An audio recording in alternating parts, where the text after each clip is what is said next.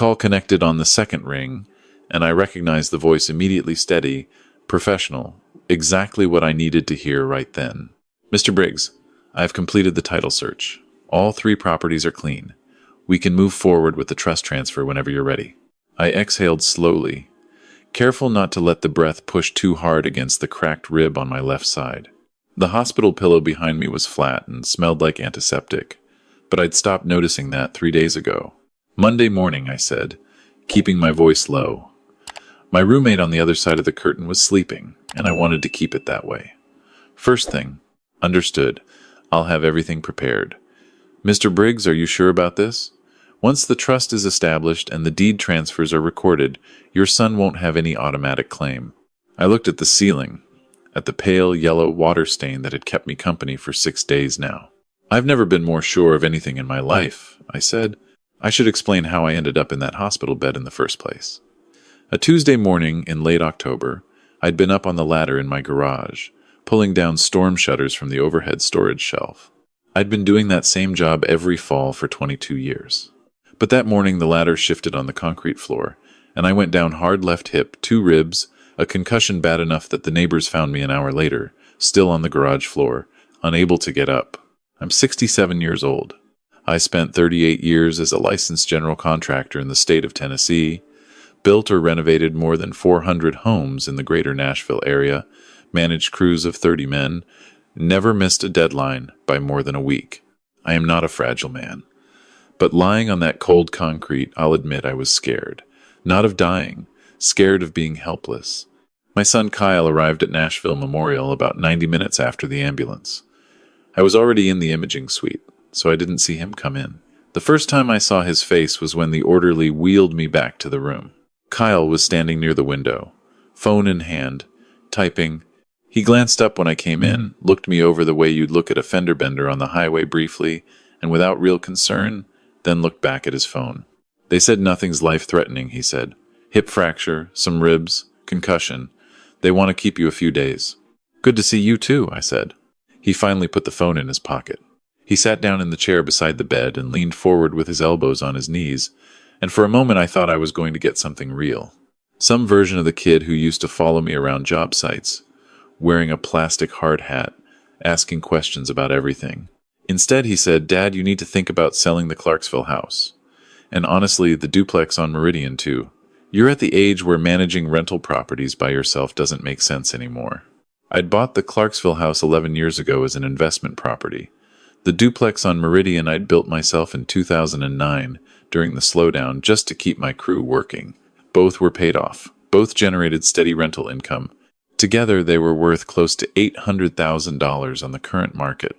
"I managed them just fine," I said. "You just fell off a ladder and spent an hour on your garage floor." "That's not fine, Dad." I let it go. He stayed for maybe 40 minutes. Took a call in the hallway that I could partially hear through the door, something about a closing date and a commission structure, and then came back in to tell me he had to get going. His wife Amanda had a charity event that evening, and he'd promised to be home by 6. His wife Amanda. "I'll come back to her." He left. I watched the door close behind him and counted the ceiling tiles because I needed something to do with my hands and I didn't have anything else available. He did not come back the next day, or the day after that. On the 4th day, a volunteer named Carol started stopping by during her afternoon rounds. She was in her early 60s, silver-haired, sharp-eyed, the kind of woman who'd raised children and was not impressed by people who failed at basic decency. She'd apparently overheard part of Kyle's first visit. The hospital room walls were not thick, and she'd made a quiet decision to check on me. "Your son called the nurse's station this morning," she said, setting a crossword puzzle book on my tray table, uninvited but welcome. "What did he want?" "He asked when you'd be discharged, not how you were doing." "When you'd be discharged," she sat down in the chair without being invited, which I liked. "I've been volunteering here 11 years, Mr. Briggs. I know the difference between people who call because they're worried and people who call because they're waiting for something." I didn't say anything to that, but I thought about it for a long time after she left. I'd spent the previous 3 nights lying awake going over the past 3 years in my head, the way you do when you've got nothing else to do and the painkillers aren't quite strong enough. 3 years ago, Kyle had come to me needing help. His residential real estate business had hit a wall, deals falling through, a lawsuit from a client, cash flow problems. I'd given him $40,000. Not a loan, I'd told myself. A gift. He was my son. He was in trouble. A year later, he needed the contractor's license. His own license had lapsed during the period when he wasn't active, and renewing it would take months of paperwork. He asked if he could pull permits on 3 projects using my GC license, just temporarily, until his own came through. I said yes. That was where I made my mistake. Not the money, the license. I should say, because the people who have heard this story often ask, I did say no. I said no to borrowing money from the equity in the Clarksville house. I said no when he wanted me to co-sign on a commercial lease. I said no twice to things I knew weren't right. But I said yes to enough that by the time I was lying on that hospital ceiling counting tiles, the full picture hadn't come into focus yet. It came into focus on day 4, when I called my accountant. Linda Marsh had been handling my books for 16 years. She was meticulous, she was honest. And when I told her what I wanted, a full accounting of every transaction that had touched my contractor's license, my personal accounts, and my LLCs in the past 2 years, she went quiet for a moment, in a way that told me she already knew something I didn't. "Walter," she said carefully, "I've been meaning to call you about a few things." She emailed me the documents that evening. I read them on my phone with the screen brightness turned all the way down, because my roommate was asleep, and I didn't want company for what I was about to learn. Kyle had pulled 14 permits using my license in the past 18 months. I'd authorized 3 of them. The other 11 I had no record of approving, no knowledge of, and no involvement in whatsoever. The projects ranged from a bathroom remodel in Brentwood to a full addition on a house in Franklin, 2 of which, according to Linda's notes, had failed inspection and were currently under review by the county. If a complaint was filed, my license was the one at risk. My name was on every one of those permits, 38 years of reputation, and my son had been signing my name to work I'd never seen. There was more. Linda had flagged a series of transfers over the past 14 months, not large enough individually to trigger automatic alerts, but consistent. Small amounts, 200 here, 500 there, moving out of an account tied to the Meridian Duplex LLC toward a holding account I didn't recognize. Over 14 months, it totaled just over $19,000. I put the phone face down on the mattress and stared at the ceiling for a while. My son wasn't just careless.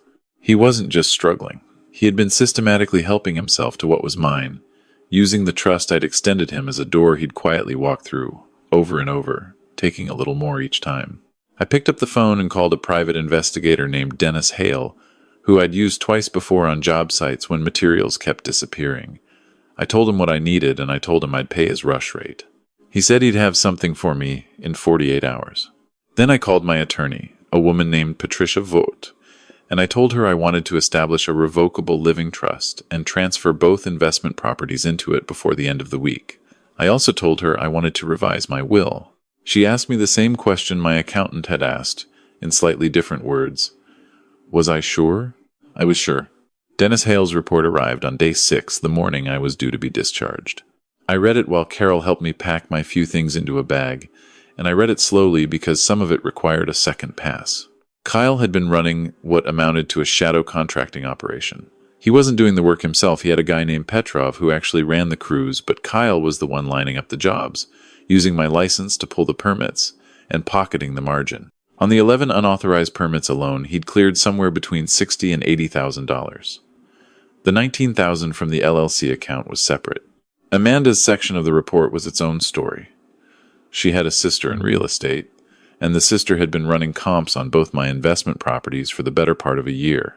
There were text messages Hale had obtained screenshots through a contact he wouldn't name, in which Amanda discussed the properties with her sister in terms that assumed they were already hers to sell. One message, sent 3 weeks before my accident, said, "Once we get him into an assisted living situation, we move fast. The market won't hold forever." I wasn't in an assisted living situation. I'd fallen off a ladder. But they'd apparently already been working on that narrative. I closed the folder and looked out the window at the parking lot below. A woman was helping an elderly man into the passenger seat of a minivan, both of them moving slowly, the man gripping the doorframe. I watched until they drove away. Carol was folding the extra blanket by the window. She'd been quiet while I read, which I appreciated. "Carol," I said, "I need a favor." She looked up. My son will probably come by today. Not to see me, I'll be gone by then. But he'll come to deal with the discharge paperwork or collect my belongings or something like that. I reached into the folder and removed the envelope I'd prepared that morning. When he does, I need you to give him this. She took the envelope and turned it over. Her name was written on the outside, with instructions to pass it to Kyle Briggs upon arrival. Inside was a single index card.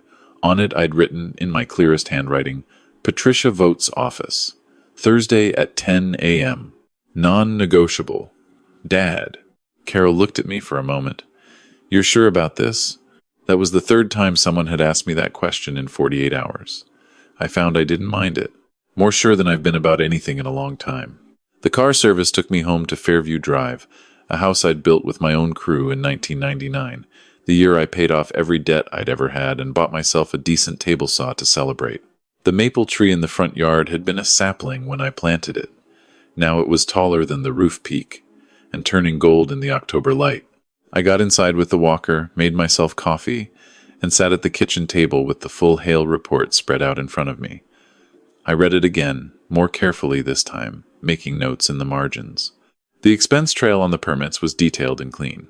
Hale had pulled the county records, cross-referenced them with the dates, and documented the pattern clearly. Kyle had used my license number on jobs I'd never been consulted on, in some cases never even heard of.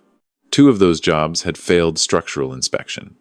One had a complaint pending from a homeowner about a load-bearing wall that had been improperly modified.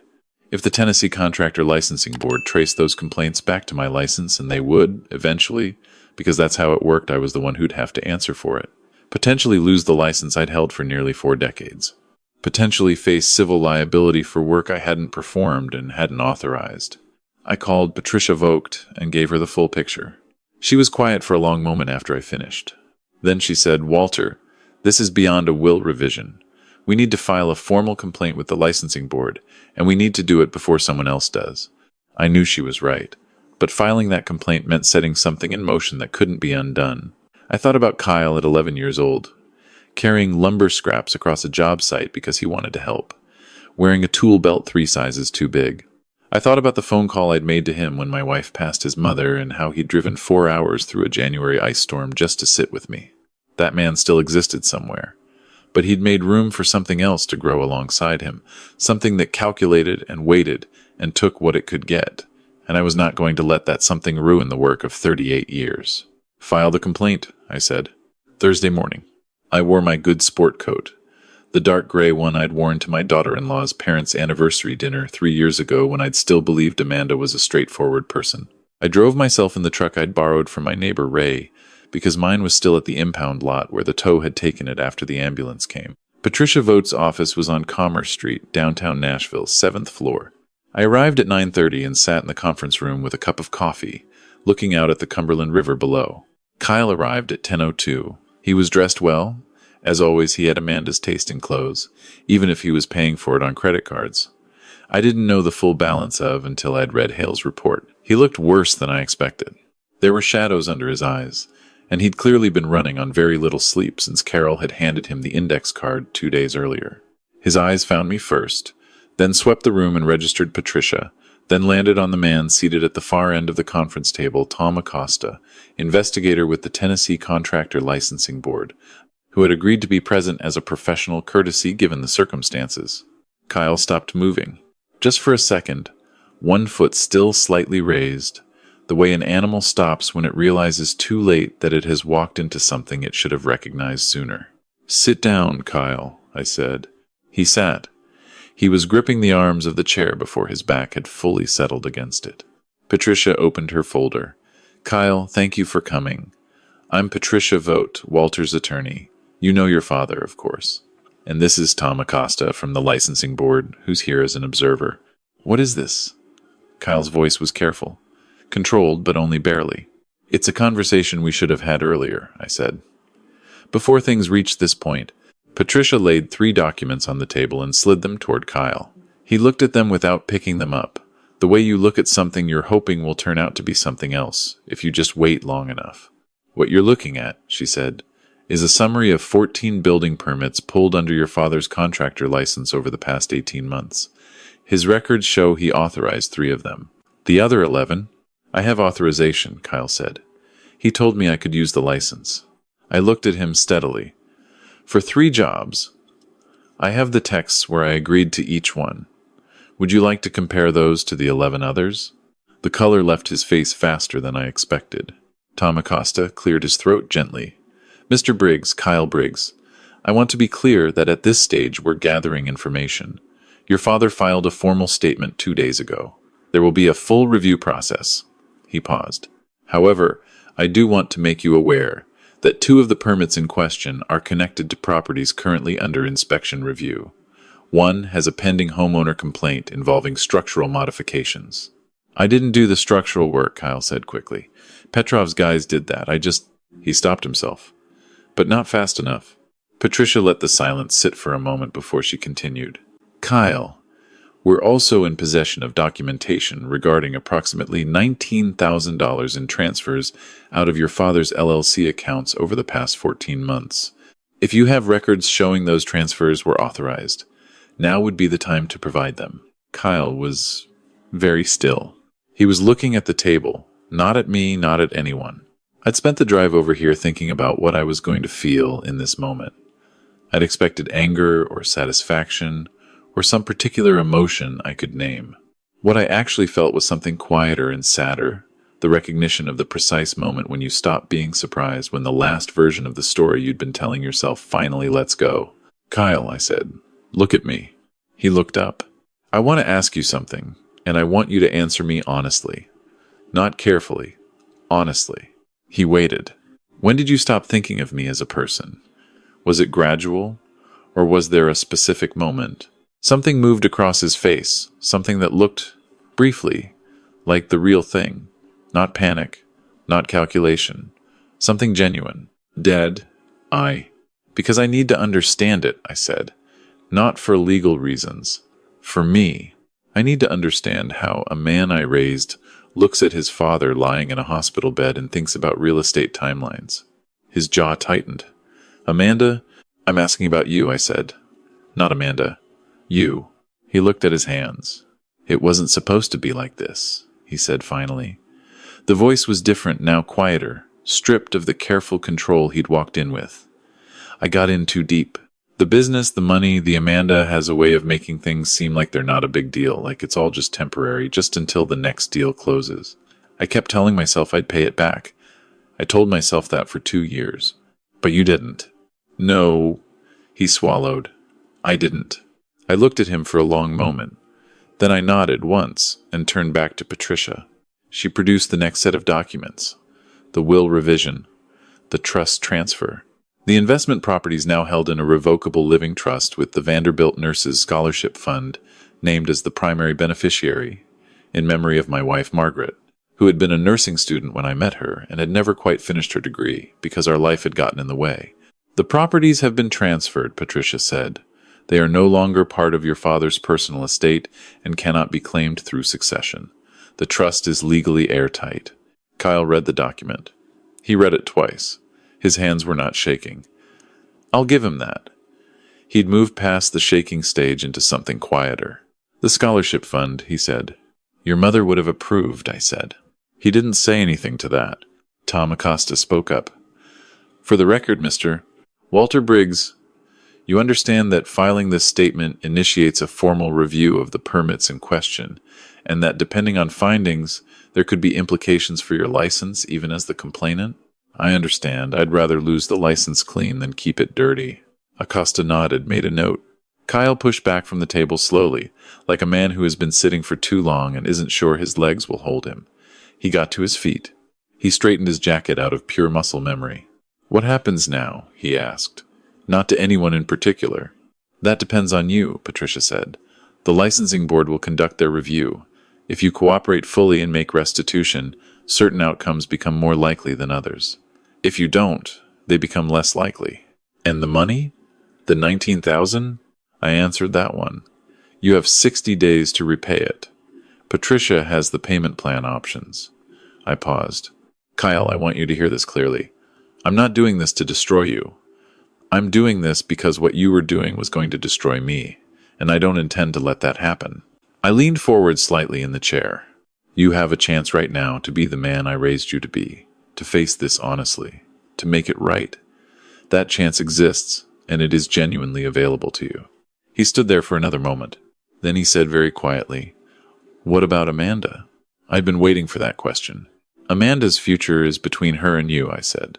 "But I will tell you this, Dennis Hale is thorough, and his report includes those text messages about assisted living timelines and property comps. Patricia has copies. If Amanda decides to pursue any claim against my estate for any reason, through any mechanism, those messages become part of the public record." I watched him absorb that. "She was planning to leave me anyway," he said. It wasn't an accusation or a surprise. It was just a fact he'd apparently already arrived at on his own. "I know," I said. He nodded once. Then he walked out. I stayed in the conference room after he left, watching the river below. It was a clear day, cold enough to see your breath outside, but warm with sun, the way October sometimes surprises you in Tennessee. A tourist boat was moving slowly upstream, and even from the 7th floor I could see the passengers on the deck pointing at the skyline. "That was restrained," Patricia said, gathering her papers. "Under the circumstances, he's still my son," I said. She looked at me with an expression. I recognized the professional curiosity of someone who has watched a lot of people in difficult rooms, make a lot of decisions, and still finds the range of human behavior worth paying attention. "Do you think he'll cooperate with the board?" I thought about it. "Yes, he's not a hard man. He's a weak one. There's a difference." I picked up my coffee cup and found it had gone cold. Weak people can get stronger if the conditions are right. Hard people just stay hard. I did not hear from Kyle for 8 days after the meeting. I'd half expected a phone call, something angry, something accusatory, the version of Kyle who felt cornered and lashed out. Instead, nothing. What I heard instead, on day 3, was from Amanda. Not directly, she didn't call me. She called Patricia. Through her own attorney, a man named Clive Reston, who apparently specialized in high-conflict divorce proceedings, she attempted to file an injunction, claiming I had transferred assets specifically to deprive Kyle of his marital property rights. Patricia dispatched that in a single phone call. The text messages, she explained to Reston calmly, documenting Amanda's prior planning to divorce Kyle upon inheritance, rather significantly undermined any claim that the trust transfer was reactive rather than proactive. There was also the small matter of the unlicensed permit usage, the unauthorized fund transfers, and a formal licensing board complaint on file. Reston, from what Patricia told me, got very quiet and then said he'd need to revisit his client's strategy. Amanda's Instagram went silent the same week. She'd been posting twice a day for 3 years, curated images of their house, restaurant dinners, weekend trips, the kind of account that required a certain confident pretense about what your life looked like. The silence, I was told by my neighbor Ray's daughter who followed her, prompted concerned comments from her followers. She didn't respond to any of them. On day 8, Kyle called. I let it ring twice before I answered. "Dad?" His voice was flat, exhausted. "I retained an attorney. Not for the injunction, I'm not fighting you on that. For the licensing board. I'm going to cooperate fully and make a voluntary restitution offer." A pause. "I wanted you to know." "All right," I said. "The $19,000. I'm going to set up a payment schedule with Patricia. It'll take me a while." "I know." Another pause. Longer this time. "I don't expect anything from you," he said. "I know I don't have the right to ask for anything. I just wanted..." He stopped, restarted.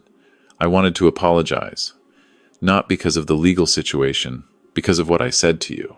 At the hospital. What I called you."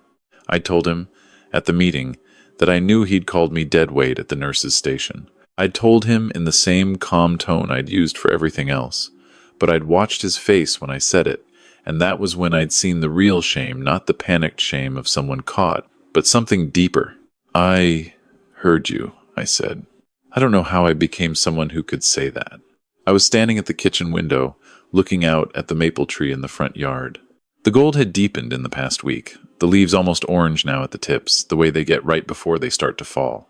"I think you do know," I said quietly. "I think that's part of what this is." He didn't say anything.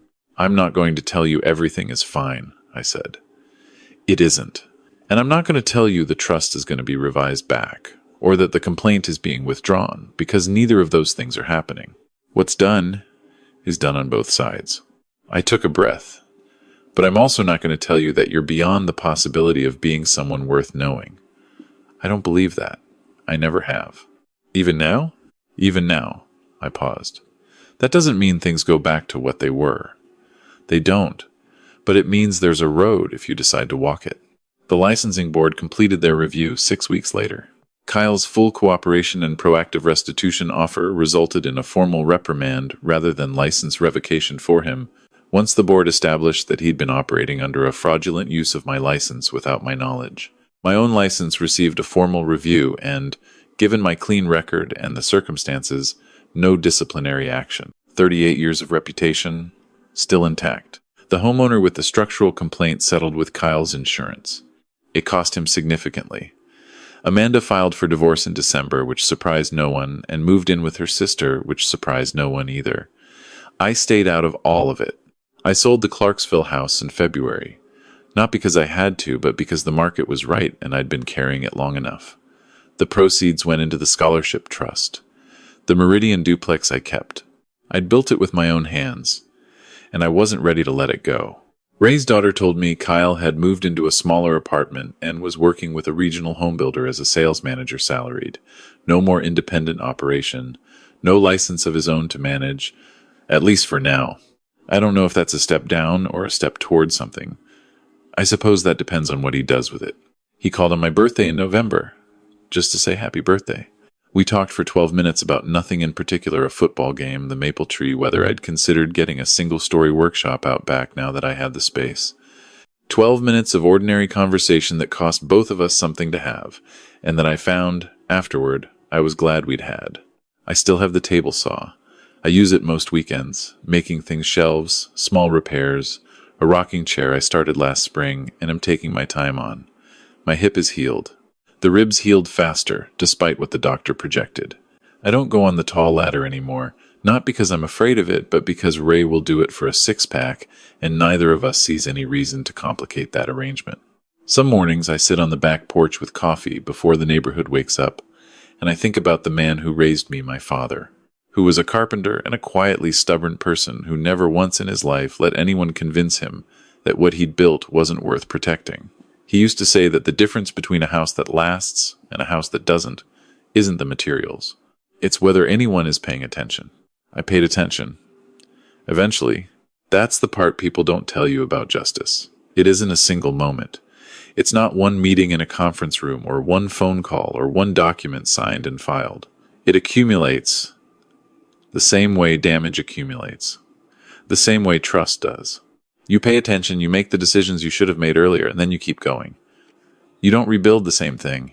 You build something better, knowing what you know now. The rocking chair will be done by spring. I've already decided who gets it.